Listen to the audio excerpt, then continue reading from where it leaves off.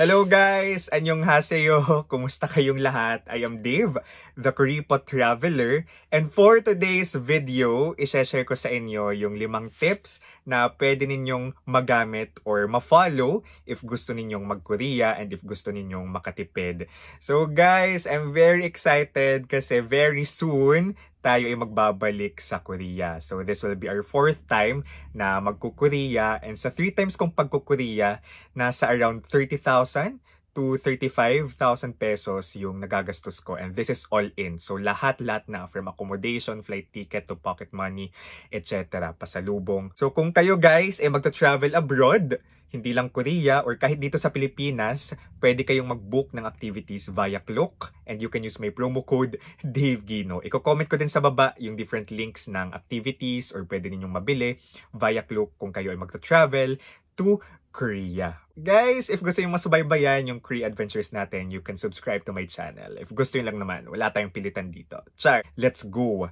So number one tip is watch out for piso sale. So guys, piso sale talaga, dito tayo nakakatipid, dito tayo nakakakita ng 5,000 na Korea round trip ticket. So ako yung pinakamura kong na-book na airfare to Korea na round trip ay nasa 8,100 pesos. Ito yung fee, ito yung rate ng flight ko sa trip ko very soon.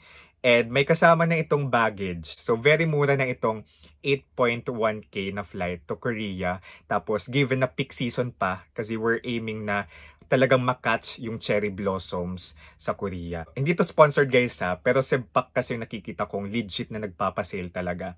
Even online may nababasa akong nakabook sila sa recent piso sale ng Korea round trip na 4,000 pesos. So make sure na i-follow nyo yung Facebook page ng different airlines natin. Nandyan yung Cebu Pacific, AirAsia, Philippine Airlines for their sale. Tapos may ibang airlines din like Jeju Air na may flight from Philippines to Korea and vice versa. So again, make sure na makapag-secure kayo ng murang ticket kasi alam nyo guys, trip ko last year, 2023, more than 50% ng expenses ko ay kinain ng flight ticket and accommodation. So imagine, mas makakamura pa ako sa 30,000 or 35,000 na yon na nagastos ko last year kung nakapag-secure ako ng even cheaper na flight. Okay? Kasi possible naman talaga. I've read nga, 'di ba, na may nakakabook ng 4K, 5K. But of course, depende din ito, I think, sa season. Baka kung peak season, mas mahal. But make sure lang na kung magpipiso sale, nakaabang kayo alas 12 ng gabi. And of course, dapat may date in mind na kayo kung anong date yung gusto nyong i-travel sa Korea. Alright? And kung mawala man yung date, I mean, maubusan man kayo ng murang flight for the date na tinatarget ninyo, dapat may backup na kayo na date. Okay? Para mabilis na lang. And make sure to make an account as well sa airlines na gusto nyong pagbukan ng ticket para mabilis na lang yung information sa pag-fill out ng information. Okay? So make sure you have an account, register sa airlines na bet natin. So again, watch out for piso sale. Number 2, guys, na-mention ko na kanina, book your activities online. Especially via Klook.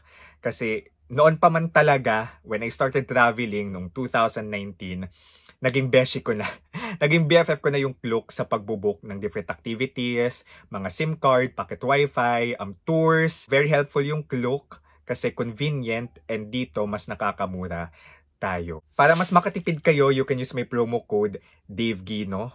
Alright? And i-comment ko sa baba yung different activities na pwede nyong mabook via Klook. So, ang pinaka ni-recommend ko sa inyo na purchase via Klook ay yung Discover Seoul Pass na around 2,000 pesos. Alright? 2,000 pesos. Kasi yung Discover Seoul Pass, this is like a card. Actually, magamit nyo din siya as T-Money card. So, ang dami nyo nang pwedeng paggamitan sa Discover Seoul Pass na ito. Access to many activities within Seoul. And nakapag Lotte World kami, yung amusement park. The largest indoor amusement park in the world na sikat and favorite na filming location ng mga K-drama. Nakapasok kami sa Lotte World because we purchased Discover Seoul Pass. So, kasama siya sa naging inclusion nung bumili kami. And then nakapag-Han River Cruise kami with that. And then yung Discover Seoul Pass kasama pa yung one-way na Arex. Okay, so kung galing kayong airport, you can use that immediately. Yung yung inclusion na RX ride or yung airport train nila papuntang Seoul City Center talaga. Kami sa Hongdae kami naka-accommodation. So yung Hongdae usually yung accommodation namin. So may direct line naman to Hongdae kung galing kayong airport. Grabe yung tipid kapag kukuha kayo ng Discover Seoul Pass. Ko-comment down ko yung link sa baba and pwede nyo na rin ma-check yung different activities, attractions na pwede ninyong magawa or mapuntahan kung bibili kayo ng Discover Seoul Pass. Aside from Discover Seoul Pass, isa pang sulit na na-purchase namin last time ay yung Nami Island, Petite France, tapos Garden of the Morning Calm tour. So this 3-in-1 tour na-avail din namin via Klook. And very convenient. Punta ka na lang sa pick-up location, then naka-bus all throughout. Hindi mo na kailangan isipin yung transfers or yung public transportation going to Nami Island. Kasi yung Nami Island, it's outside Seoul.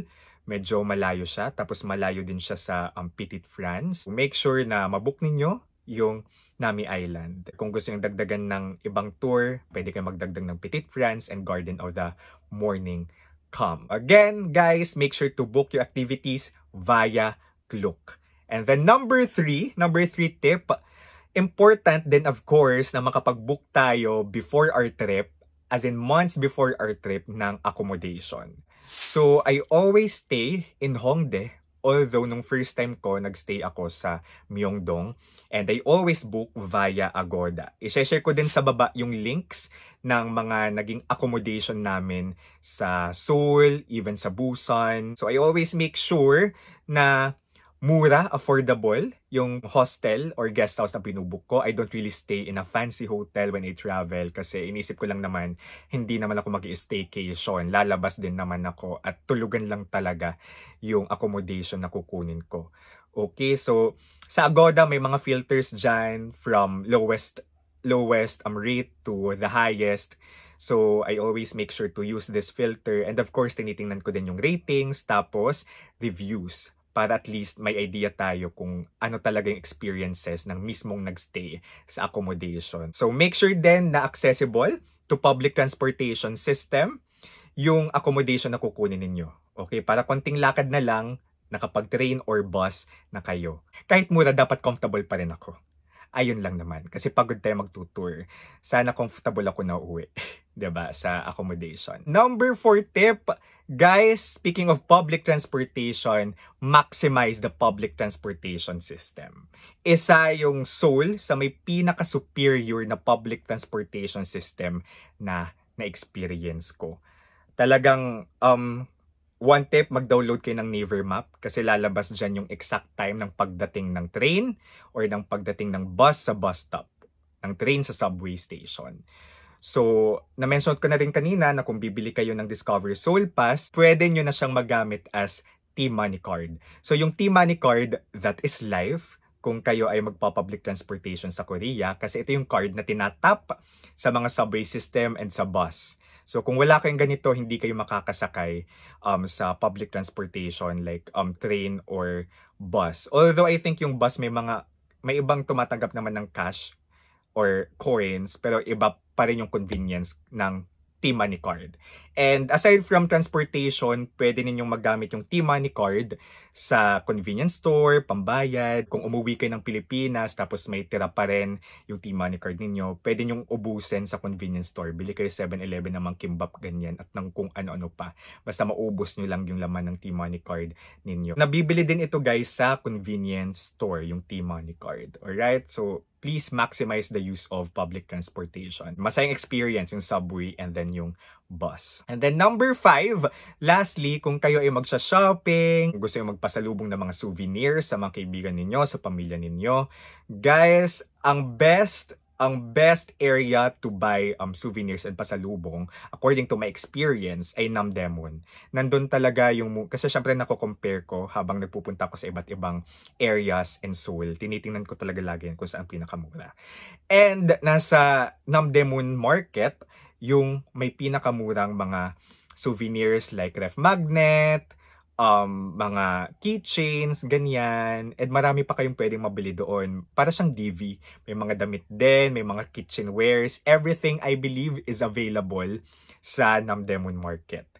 And kung gusto niyo naman bumili ng mga ukay-ukay na magaganda guys, so magpunta lang kayo sa Dongmyo Flea Market. So guys, vlinag ko din, nasa YouTube channel ko din itong mga mini-mention kong hotels, accommodation, tapos itong mga areas na pwede nyong pagbilan ng pasalubong. I-search nyo lang sa YouTube channel ko, i-browse nyo lang yung different playlist. Dongmyo Flea Market, ito yung favorite kong puntahan din kung gusto kong bumili ng food pasalubong kasi mura.